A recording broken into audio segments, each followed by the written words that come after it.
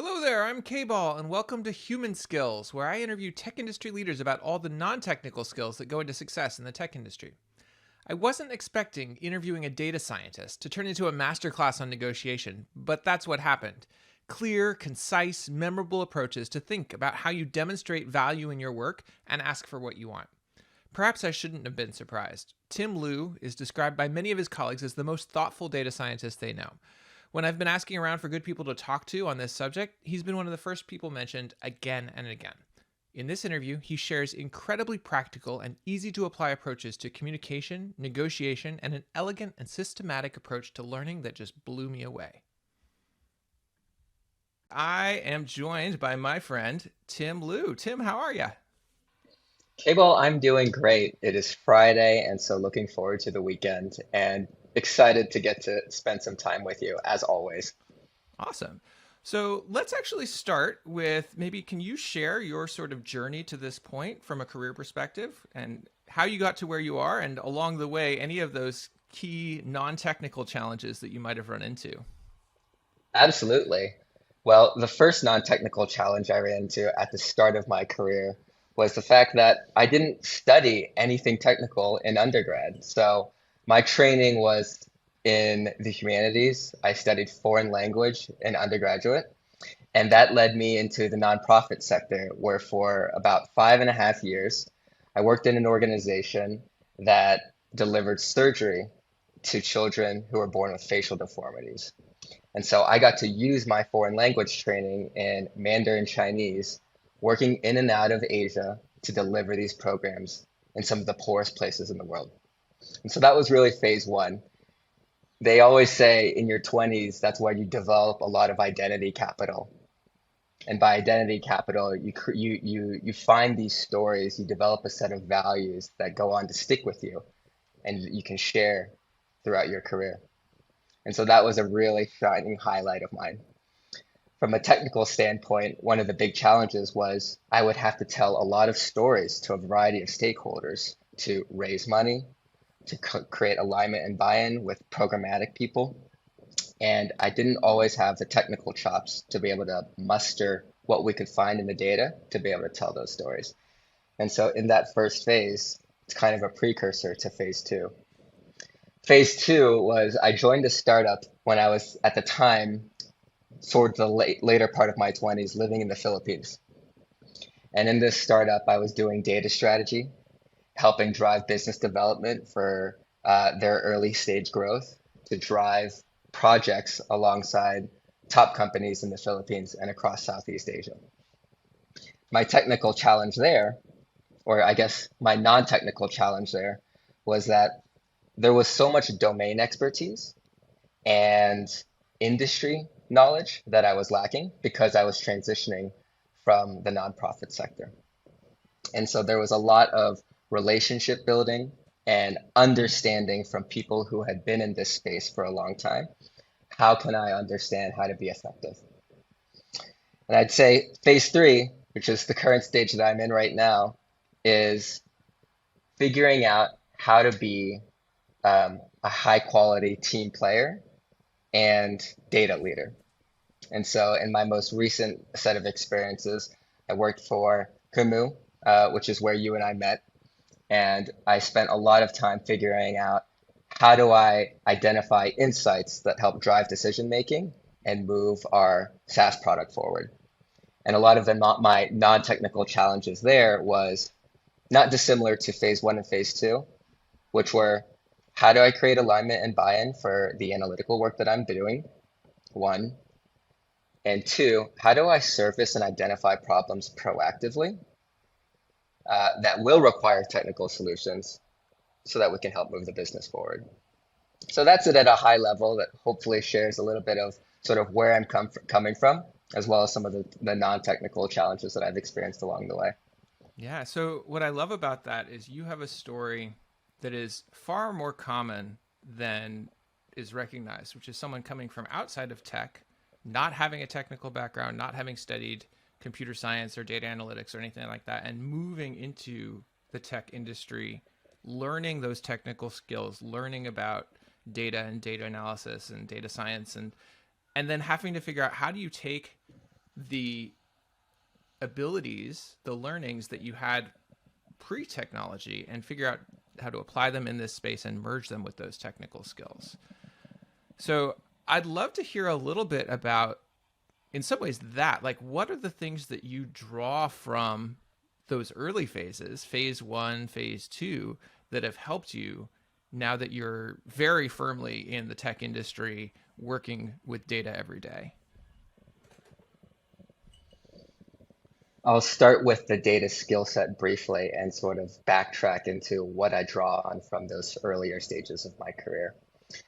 As a data scientist, there are the technical aspects of of wrangling your data, getting it into a system, but there's also the downstream part, which is what are we trying to understand here and how does it drive the business forward? And that latter part is telling a narrative, one that is impactful, meaningful, actionable, and easy to understand, especially for your audiences who do not have the same level of understanding on the methods or the research that you have done. And so, where does that connect to this non technical transitioner? I would point back to when I was 23 years old and traveling with the CEO of a 35-year-old organization that made tens of millions in revenue every year and delivered surgery to hundreds of thousands of children in its history. And you might imagine that this founder of this nonprofit organization, if I had to sum him up in one word, visionary, because he knows how to move the heart into action. And I can remember being along his side, speaking with millionaires, telling them about the programs that we were rolling out and how they could become strategic partners with us. And he always said, I know the narrative I need to tell based off of the five fingers on my hand. And he holds his hand up and he says, what's in it for me? That's all you have to do. Uh-huh. You have to think through with empathy. What does your counterpart get from what you're saying? And I just remember thinking that is incredibly simple, but it was the kind of advice that kept coming back to me year after year after year. And so translating that now to this now transition data scientist, where there's a lot of things I need to learn from a technical standpoint. But the thing that I kept anchoring to was what is in it for the receiver or the beneficiary of my data analysis? What will they care about? And if I start there, which maybe resonates with a lot of how engineers think about this, right? Reverse engineering, starting with the outcome we desire and working backwards. It was the same thing. My endpoint was, what is the insight or the takeaway that I want my counterpart to understand, and then working backwards there. I love that. So, do you have any tactics or approaches that you use to help figure that out? Like, I love the five fingers. So easy to remember and understand what's in it for me. But if I'm talking to somebody, how do I know what's in it for them? hmm Let's see here. I do, but none are coming to my head right off the bat. So let me take a moment to think about this. Can you think of, is there an example that you can share where you had to face this challenge? And how did you hmm go about drawing out, okay, this is how I need to shape my narrative to really tell that story? Yeah, absolutely. So I think there's there's a pre-setup phase. Then there's the actual execution of this. And so if we just like sort of think about it in two buckets, everything at the pre-setup phase, this is about 80% of the solution here, is about building the foundational relationship with your counterpart in this exploratory way without any specific agenda. And the reason why I start there, so for example, it might mean having conversations with people who sit on a different team, who you know are going to be making consequential decisions in the organization. Now, there's an assumption there that we have different skill sets that we're going to be able to have a mutually beneficial relationship, but maybe we're not always taking the approach in a meeting of a structured agenda, and we're actually just taking time to build trust and rapport, to understand casually what are you working on, what am I working on, and finding these organic connections so that we have a shared context. And if we can have a shared context, then we're more likely to find these opportunities where we can actually execute on things that are going to be meaningful. And that's what I mean by that pre-setup phase, right? We're not always looking for them or scanning for them. It's just we're ready and primed for it because we have these really strong relationships with our counterparts who see different parts of the business and see things differently than the way that you or I do. Then there's the actual execution, which is once you find that opportunity, there's maybe step one, asking, hey, I had this idea. I noticed that you're having this problem. What do you make of X, Y, or Z? And so it's really a brainstorming mode. It's being able to connect the dots based off of what you see and what your counterpart sees, and being able to surface ideas. And in that conversation, you might find one that works, or you might find none that work, but it leads to something else that allows you to go deeper to solve a problem. So an example might be, let's say I am a data scientist who has a great relationship with the head of product in my startup. I noticed that they are um, reviewing some of our metrics after the launch of a new product. And I say to them, hey, we had this spike in recent user engagement. And my hypothesis would be X, Y, and Z. Do you have any ideas on what might be driving this based off of the signals you're seeing from your conversations with customers, your interactions with people on the revenue team, et cetera? And so they provide their hunches. We narrow in on a potential idea for narrowing in on a specific analysis to dive into. So I think the framework there is spend a lot of time up front building relationships with people. And then once you find an opportunity, be proactive in engaging your counterpart with potential ideas to solve a problem that you know they probably have. So coming back to this, what's in it for me? In your pre-setup phase, you're understanding the things that they care about. You're building almost a mental model of, okay, here's what this person is working on. Here's what what's driving them. Here's their goals, so that then, as you start to have opportunities synergizing, you know how to frame your offerings, what you are able to do for them. I think that's exactly right. It's you don't know what the right opportunity is. And so you're increasing your surface area to be able to catch those opportunities, if you will, just by investing time in an individual and having regular points to check in with each other. Yeah. Well, and that highlights something that I thought about a lot when I was working as an engineering manager, but I think it's true for anyone who's taking on this kind of proactive leadership role, whether you're an individual contributor or a manager, engineer, data science, which is that relationships are a part of your job. If you are not investing in relationships, you are neglecting a part of your work.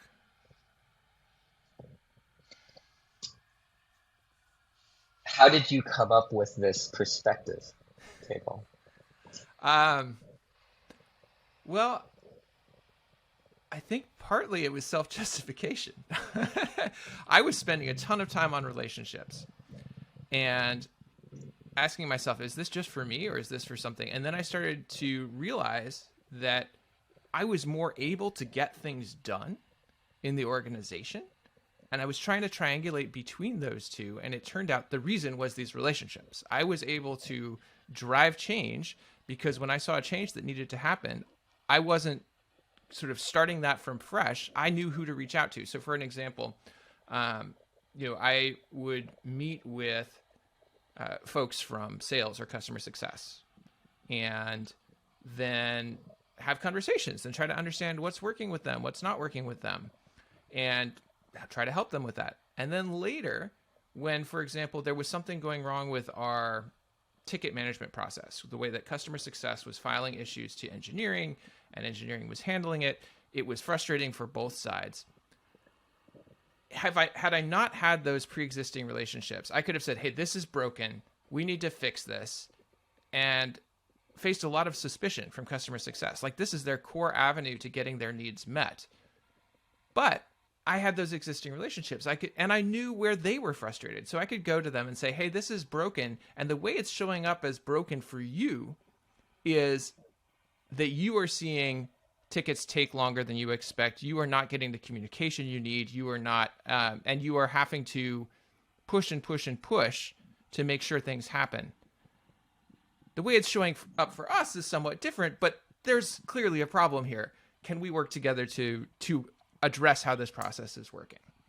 So it's what you're saying, right? It's building trust. It's understanding what is in it for them. I hadn't put it in that model before, but I think that's what it is. And once again, like, part of my job as an engineering manager was to look at these processes and fix them. But if you're a data scientist, you're looking for effective ways to apply data. If you're an engineer, you're looking for effective ways to apply your skills, tools you can build, what have you. If you don't have those relationships, your ability to get that done is going to be hindered. If I were to summarize that, which aligns with what I've just described in my own experience, it would be out of a necessity in order to be effective. As a data scientist, if we don't build those relationships, then we don't have trust and people won't be aligned to whatever it is that we're recommending. And as an engineer, if we don't build those relationships, then it sounds like from what I'm hearing you say, then people aren't going to use or adopt whatever it is that we're building. Yeah. If you build it and nobody, it's like the whole if a tree falls in the forest thing, right? If you build it and nobody uses it, is it really a thing? There's another way to think about this idea of building relationships, and it's different from just the necessity to be effective. And this is more of an internal perspective. Why I decide to build relationships at the get-go of any project I undertake is not just to be effective, but it's because it is a measuring stick for how I will evaluate sort of the quality of my efforts, even my life. I will, and so as an example, if I were to be just a data scientist who worked in isolation, putting my self-efficacy aside for a moment, it would be a very ungratifying, unmeaningful type of work.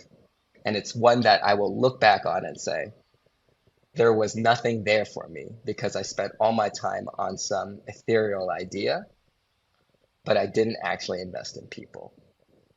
And so there's a philosophical point of this, which is how will you measure your life? And for me, it comes back to the people that I've worked with, the teams that I've helped shape, the relationships that I built. And that actually is a more powerful impetus for me than even the desire to be effective. Well, and this sounds like something else we've talked about in the past, and it might be worth digging into here, is identifying your personal values and how those show up for you at work. From the lens of effectiveness, you're going to be much more effective if you're working in a way that's aligned with your values. From the lens of motivation, clearly, if you know what drives you, you can look for work that is going to keep you jazzed and energized and moving forward. And there may even be more than that, but I'm curious, Tim, for you, how do your values show up in your work? And how did you even go about identifying those values and figuring out their alignment with work? Well, let's just do a couple of examples. Value number one is humility.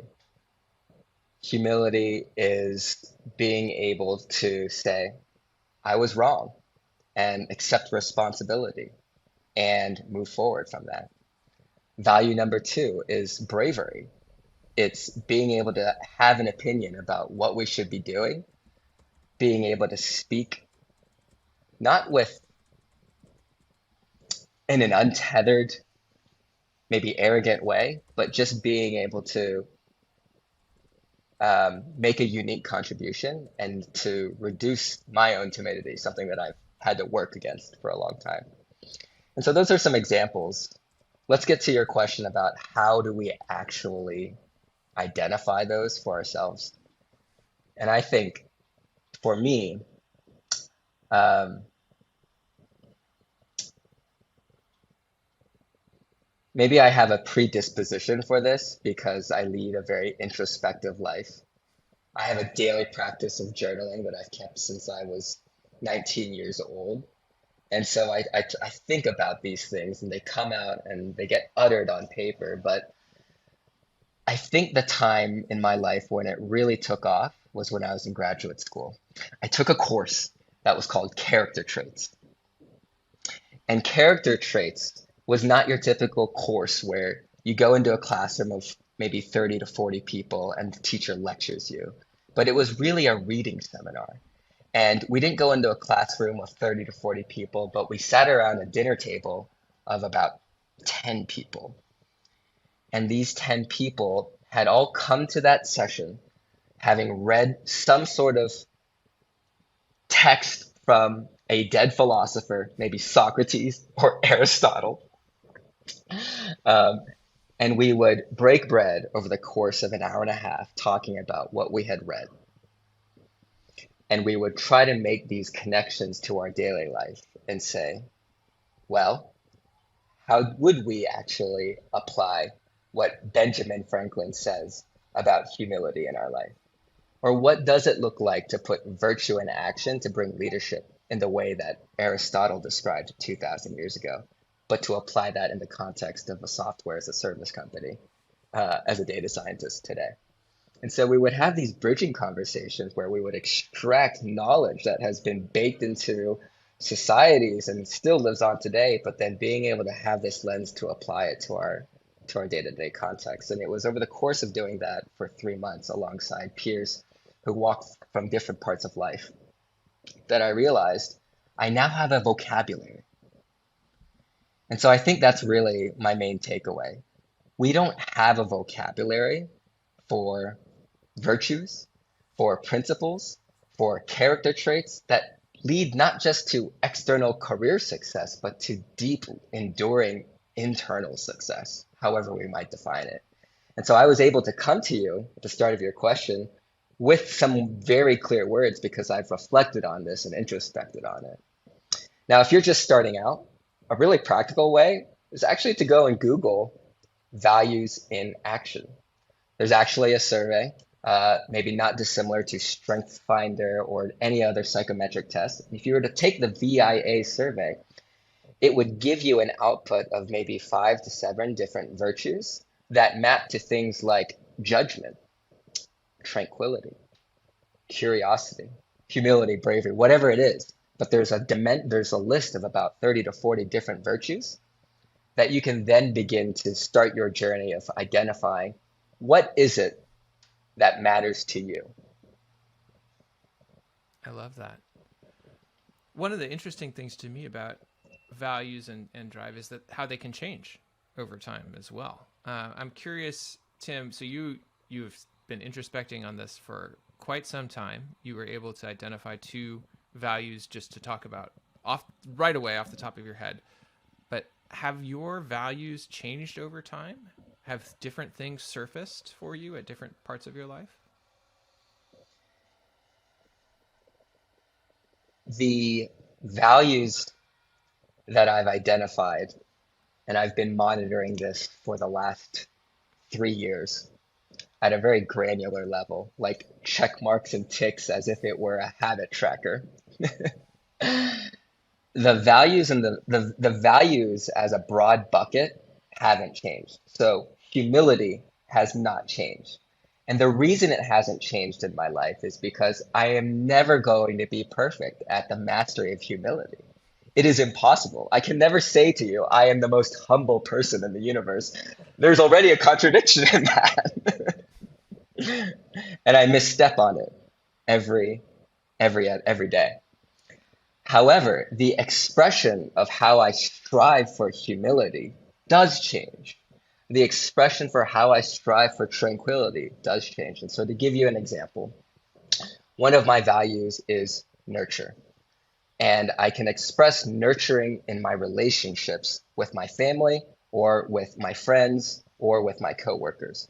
And the way I expressed nurture 1 year ago was prioritizing certain relationships in my life that I was having a deficit of. Whereas today, I have a set of relationships and friendships that I'm now investing in because I'm at a deficit with them. And so the expression of that is really a behavior. And we are getting technical, but hey, let's do it. I have different behaviors for these virtues. And so the way I express bravery might be get on LinkedIn and express an idea to a community of strangers who I've never met. Whereas 2 years ago, K-Ball, the expression of bravery was raising my hand in a class of 50 people because I recognized that I was incredibly nervous and felt unsafe among my peers as someone who was transitioning from a non-business background and sitting in graduate school alongside them. And so the expression of bravery has changed depending on my context, but the principle or the value itself remains because I've identified it as one that is important to me and will go with me to the end of my days. But how Okay. about you? How do you view it? I mean, do you view your values changing? Because my methods maybe are very obscure and niche, and I'm curious to get your thoughts on it. Yeah, I mean, I think one thing that stands out to me is thinking about what I look for and value in work. When I was first starting out, I was mostly looking for learning. And I guess I still look for learning. It's not that that value has gone away, but it has lowered in its priority. I was also early on very much looking for particularly new technical things, new opportunities to explore very tactical topics.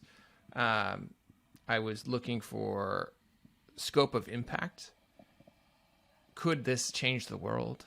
That is actually one that only modestly is interesting to me anymore. And over time, what's happened is I've come to a place where in work, the biggest thing I look for is do I am I interested in working with particular people and can I make their lives better? And so in Mm. some ways my sort of scope of vision has come closer to me and shrunk, but also become much more concrete. How do I find people that I like interacting with and make their lives better? And so that's, I don't think that was something that occurred to me early in my career. And so that's a place where there's this value that sort of almost emerged over time that, is now my foremost way of thinking about the work that I want to do.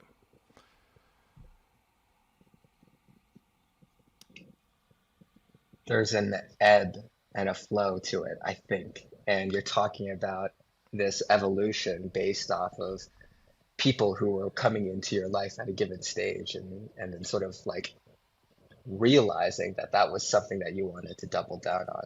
And it's not dissimilar to how I think of it, where I maybe have these values, and at a given part of my life, I've turned the dial up, maybe based off of a job that I was in, or where I was at in my personal life, or the people who are in my life, like you were describing. And then there are other times where I dial it back down. Yeah. Well, and it's interesting you say that, and I think about that aspect of putting people first, which is how I think about it, and having a huge priority on deep relationships was evident in my personal life long before it showed up in my work life. And this is actually something that I think is kind of interesting in our culture is our culture very much emphasizes career opportunity over community. Go to the big name school across the country. Don't go to your local college. Take that job halfway across the world because it's a cool new career opportunity. And don't worry about the fact that you're leaving family behind. All of these things. And for me, I have come to realize that in my life, that's backwards. That's wrong. career opportunities will surface where I am, but I need to prioritize. And actually, in today's world with remote work, that's more true than it's ever been. But for me, my priority is my local community, my friends, and above all, my family. There's um there's a writer um, David Brooks, who writes in the New York Times, and he wrote a book recently, not recently, several years ago, called um, the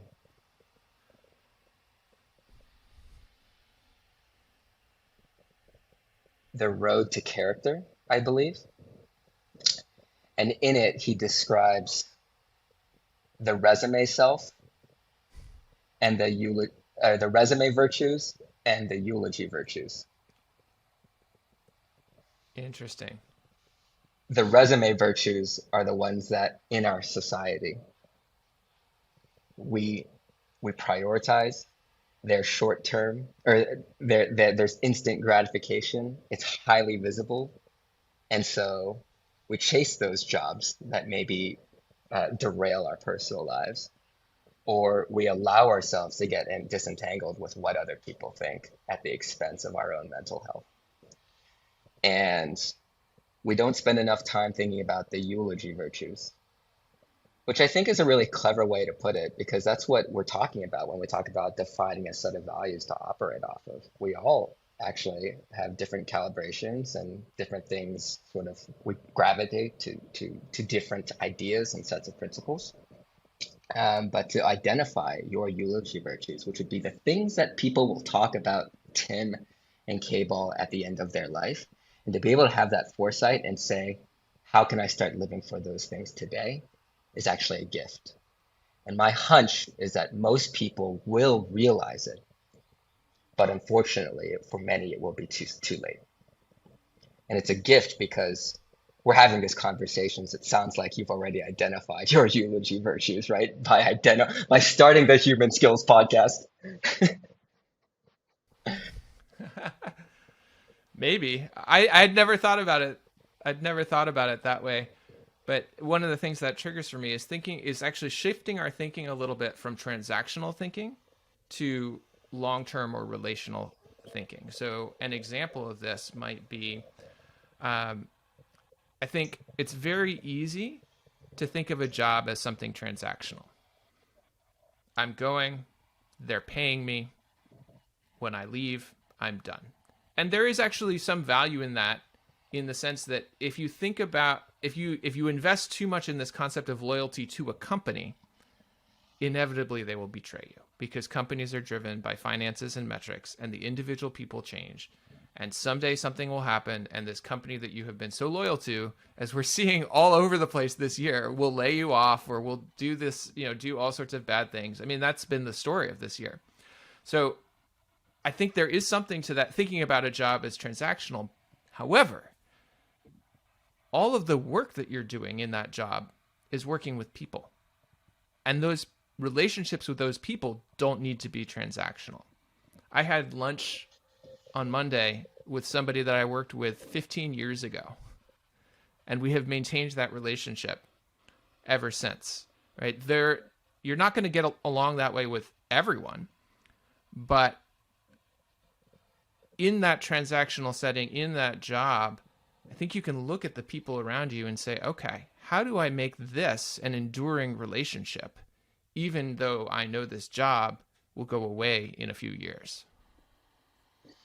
I think these are two lenses that you're pulling out that I think it's important to disentangle. And when we disentangle, we can realize that it's not either or, right? We don't just go into a job for the transactional because of what its provisions are for us. We can actually have that, and how will this actually add to my life from this non-transitional angle? And so I kind of like to think of this as a hierarchy. Like, my future employer needs to be able to provide a set of basic things to make this transaction worthy, like the exchange of goods and services, my skills and talent as a senior data scientist for 40 to 50 hours a week. But my employer also is going to want me to be able to flex at times if we have a specific priority or deadline or urgency. And I also will want to invest more than what is within the job scope of or the parameters of our contractual agreement. And that's really where it comes to that second lens that you're describing, which is how can I grow? What are the relationships, the people that I want to learn from that I have within this opportunity? And there are many more questions along that frame, but they're the things that are not etched on paper that are quantifiable. And if we think about those things, if I have maybe say 4 different offers, but only one of them confers the benefits of that latter lens, then that's my deal breaker. That's my tiebreaker right there.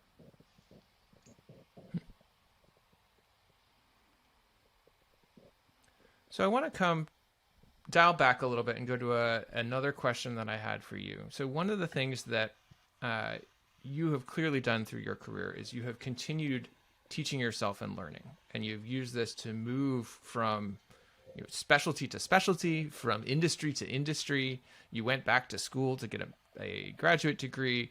You've done all of these different things, and I think one thing that's universal in the tech industry is you've got to keep learning. You've got to continue improving yourself because technology is changing super rapidly. The industry is changing very rapidly. All of these things are changing. So we have to get good at being learners, at being self-driven learners, and keeping, sometimes it feels like a treadmill. How do I keep up? But I think even more than that, how do you keep growing and expanding? So I'm curious for you, Tim, how do you think about driving and planning your learning journey? Is there a strategy that you have to this? Are there tactics that you take? What can you share about your learning process? I love this question. And I'll tell you that when I went to go spend on my tuition for graduate school, it was in the hundreds of thousands.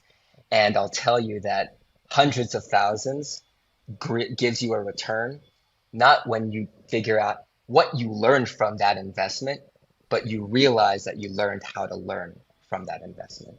And so in graduate school, I went to a program that its educational philosophy was based on the Socratic method. For any of your listeners who aren't familiar with the Socratic method, it is a style of learning where we are in this auditorium style room where we're looking at each other and we are just basically bouncing questions from one to the other. And so that's really the starting point for my framework for learning. It has to start with a poignant, compelling question. And the way I've operationalized this in my life as a data scientist is that because there are so many things to learn, I have step 1, which is consume a piece of content that sparks joy and energy every day. And it might be for 5 minutes, or I might go down the rabbit hole and it is an hour. But spend time consuming a YouTube video, an article, a newsletter, a textbook even. And step 2, once you've consumed that, inevitably something will make you go, aha. Your eyes will light up, your brain will start moving its wheels, and you'll say, I did not realize that. And at that point, that's where question actually comes into reality. I take that insight and I form a question out of it. So I did this the other day. I was reading about machine learning systems, and I said, wow, look at all of these methods. Maybe if I were to form a question, I would say, what are the most predominant methods used in machine learning today? And I'll write that question down, and I'll write a brief summary, 2 to 4 sentences, in the form of an answer. And so I've logged this as basically a Q&A, this new insight. Step 3 then is to review it. And I save it in a tool. And you could write these things down on paper. I like to use software. There's a great tool called Readwise out there where I now log this new question and answer insight that I've just created for myself, and I'll have it on repeat cycle. And so every day I go in and I'm repeating things that I've read and learned. And what it allows me to do is it over time compounds that knowledge, resurfaces it so that I don't forget it, and gives me a structured way to receive that information in the form of an answer to a question that I've already identified as important. And that is how I've gone about learning new technical methods, imbibing different philosophies and frameworks that are not necessarily technical, but being able to codify them into a system that I can then repeat and build over time. That's amazing. I I love that. I love that. I'm gonna try that. Actually, I'm gonna check out Readwise after this. Um, cool. That was way more detailed than I was expecting. I love it, Tim. All right, another topic area for you. Something I'd love to get your perspective on because, as a data scientist, you have had to work cross functionally with all sorts of different groups. And I'd love to get your perspective on, from a data perspective, how do you work with some of these different groups? And, most tech companies end up having, they have a design team, they have a customer success team, they have product management, they have engineering, they have marketing. Well, maybe we can skip engineering because most of the folks listening to this are engineers, but or maybe not. Maybe you have some interesting ideas there. But can you sum up real quickly for each of these, like how do you work effectively? What have you found to be useful in working with, say, designers? The general approach to these is starting with empathy. And it perhaps is like the capstone of all of these wonderful topics that we're getting to discuss on this time, which is creating a foundational relationship with them, having casual conversations to understand their context, and then finally getting to a point where you get a really calibrated sense of what are the questions that keep coming up for people in this function. And so you raised designers for a moment. Let's talk about that. And so I step one with my team of say 3 to 4 designers that I'm working at. And for context, I'm working at a B2B enterprise sales SaaS company.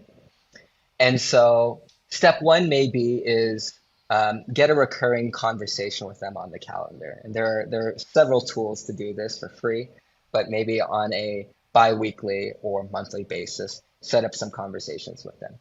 Step two would be hang out in the same places. And we were a remote work employer. And so what that meant for me was getting in their Slack channels. And so finding all of the Slack channels that have the tag or some string of design in it or designer in it. And so with that, I can see with the designer's eyes, what are the things that they are, one, outputting and sharing, two, asking and getting stuck on, which I'm really going to spend time on, and three, just like, what are, what interests them so that I can also sort of invest into the relationship. So now that I've got a recurring conversation and I've basically got a river of feedback that these designers are coming out. Well, now I'm in a great position to be able to start framing what their needs are. And by framing, I mean, what are the key questions that I see these designers coming up with? And this will vary based off of the type of product you're all building, but in my context, data scientist to designer, the key question for designers was always, well, they are trying to optimize an experience to get users to come back and develop a habit with our product. And so they are thinking about how do they create aesthetic features to capture the attention, to drive understanding of the value, and to get people to come back to it. And so as a data scientist, the question that always came back to was, where are users dropping off in our experience?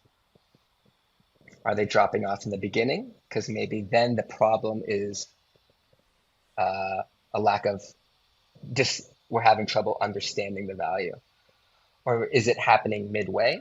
Maybe they've understood the value, but they're not able to discover the solution as designed by the designers. So framing the question as where are users dropping off was one that stood high on my priority list based off of the synthesis of outputs and conversations I had built up over time with designers. And that is how a technical person can approach their pending partnership whatever function it is. And so I took that same approach with customer success. I took that same approach with my marketing counterparts. And the workflows ended up being very different, right? The workflow with marketing was one where we dived head into customer research. But that and then there were a set of questions that I arrived to based off of that tenured partnership with marketers.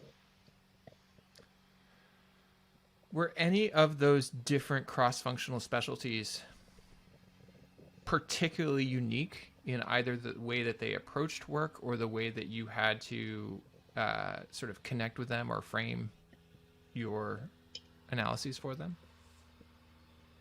I think speed comes to mind here. And speed comes to mind for maybe a technical person, data scientist or engineer who's working alongside stakeholders who sit in the revenue organization. So people who are trying to find and deliver value to customers, as opposed to people who maybe are more internal and building features or new solutions from a product standpoint. And so I did find differences whenever I was working with, say, folks in the sales organization who were looking for insights based off of data to help drive legitimacy with the people that they were speaking to. Because that conversation is happening tomorrow. And oh, by the way, they would have loved to have that insight yesterday. And so we got to move quickly. And so maybe the sequence of events changes because of speed. Your sense of urgency changes, and maybe you can't apply the same type of rigor and intensity or rigor and depth that you would like, because now the priority is getting something that is meaningful and actionable to your stakeholders in a certain amount of time. Awesome. Well, thank you so much, Tim, for taking the time today to talk through all this stuff. I think we've covered a lot of ground. Are there any topics that surfaced for you or that we didn't get a chance to go into that you'd like to talk about before we wrap up? I think we covered the main ones, and I think that if there were another opportunity, one we could pursue would be how does one go about negotiating in the context of work, but maybe also in the context of finding work, like negotiating compensation, perhaps is a topic that would be interesting to listeners. And I think there are a couple tactics and techniques, things to remember that we don't necessarily study in school for how you go about negotiating. And a lot of them are really counterintuitive. Do you have time? Do you want to jump into those real quick? I'd be happy to. Can you serve up a question for me that you think would be useful for your listeners on this topic of negotiation? Well, there's a couple. So what immediately springs to mind based on what you said is actually, what does negotiating look like inside of work, inside of a job, and how does that differ from when you're perhaps negotiating around a job or trying to get a job? Sure. I think let's start with the outer part, which is probably the most intuitive and then we'll move inward to those inner contexts within a company. For the negotiation that I was in a negotiation class in graduate school, and the teacher on day one asks, "Who here loves negotiating?" And absolutely no one raised their hand. And these are all like type A people who love getting after what they want. And then finally, one person raises their hand and they've got a little bit of a half smile and they say, "I learned everything I needed to know about negotiating from playing Settlers of Catan." And there's a lot of truth in this statement, because negotiating in the sense of Catan is really just understanding what are the dynamics of our competitive domain, seeing and seeking to understand what are the needs of your counterpart, and trying to find alignment in as quick as efficient and transparent and trustworthy way as possible, right? That's what we're doing in Catan. And sometimes there's a little bit of like backstabbing and backdooring involved, and we try to avoid that, but sometimes it's necessary. But I think what's counterintuitive about negotiating is we think that we have to be like stealthy, like this sly ninja where we're going to Jedi mind trick our counterpart, and that's just not the case. You just have to say, "I want 2 wheat for 1 wood." would anyone be willing to help each other out? And if you scratch my back, I'll scratch your back, right? And so it's a matter of surfacing information in a way that builds trust with each other. And so I suppose when he said that he learned everything from Catan, he actually did really well in the negotiation class because he spent a lot of time. And so um, I think the same thing applies in an external sense. If you're going to a company, right, you have to say, well, here are my expectations for this salary, for this job, given the scope and the responsibilities that you've defined and the impact that I think I can have. And here's the range based off of the research that I found. What is this something that your company can do? And so again, we are trying to not be stealthy or sly, but provide information to be able to signal trust to our counterpart. In the context of work, let's talk about like perhaps the most important stakeholder that you're going to have on the day to day, which is if you're an individual contributor, your manager. So how do we actually negotiate with our manager? And maybe it's not compensation, but maybe it's a promotion. Maybe it is carving out a fraction of our time to be able to pursue a project that aligns with the ways in which that you or I want to grow. And so I think, again, the principles of negotiation are very similar. We have to, one, do our preparation. And I think that's what 90% of people forget about negotiation. We just go into it sort of haphazardly and say, here's what I want. And if you don't give it to me, I'm going to walk away. That's the lazy way to approach a negotiation. The better way to go into a negotiation is to say, here's what I anticipate are going to be the objections to what I want from my counterpart, and actually to enumerate them. And then in my preparation, I will have my rebuttals for each of those so that I can enter into this conversation proactively and be able to surface those in a way that is non-confrontational, not guns blazing, and just saying from a point of transparency, I think that I would like to pursue this side project with about 20% of my time. And perhaps three of the concerns that you would have would be, one, will this detract from my team? Two, will this get in the way of some of the more priority projects? And three, is this actually aligned to the business? For each of those, I've done some pre-thought, and I invite your perspective on that, but here are my takes on that. And so now your preparation has enabled you to go in and proactively address these potential objections with your counterpart, all in a way that fortifies trust, provides transparency, and allows you to get to a higher third path with your counterpart, which is not just yes or no, but perhaps they're now going to want to find a way to help you because they know how invested you are, and you just gave them the grace of providing them with information.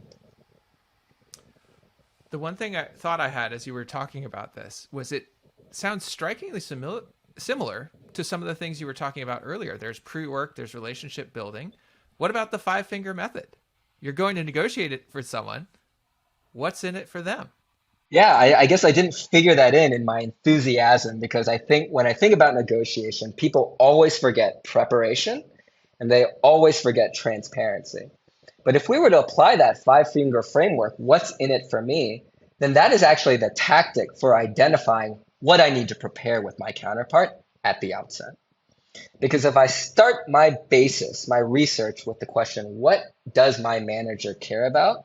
If I'm about to go make this request to carve out a certain amount of time in this different direction, then that will allow me to figure out what are the potential objections more efficiently. All right, that's it for this Human Skills interview. If you enjoyed it, please consider liking this video and subscribing to this channel. You can also subscribe to the Human Skills newsletter, which there's a link to right down below, to get notified of interviews like this as they come out. Take care, y'all. This is K-Ball signing out.